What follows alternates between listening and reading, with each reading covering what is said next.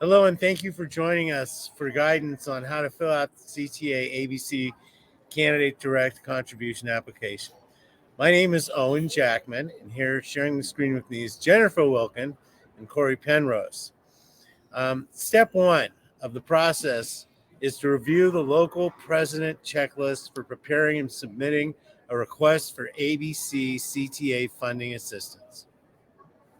This document is helpful in asking questions that you might not have thought of or have the answer to.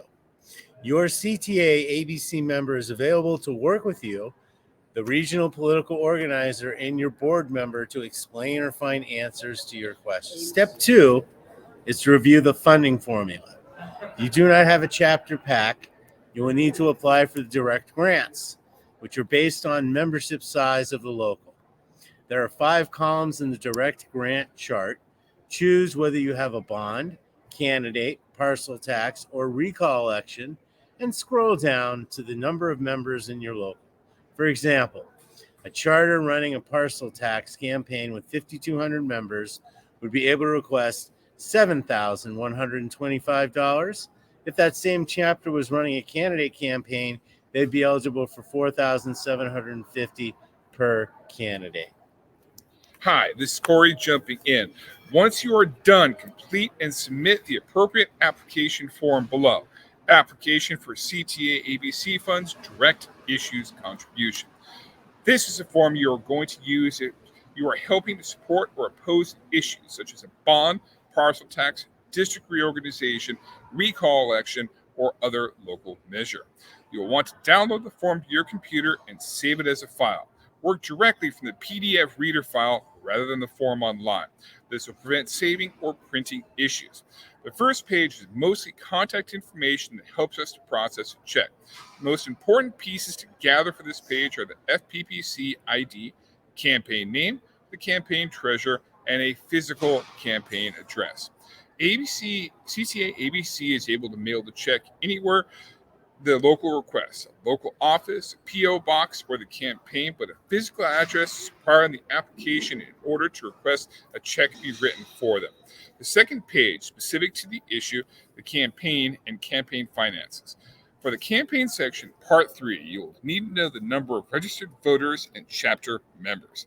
The number of registered voters can be found at politicaldata.com at the link below. Here you will find the district name needed to pull account report. To find the number of chapter members, you can use CTA 360 or Falcon.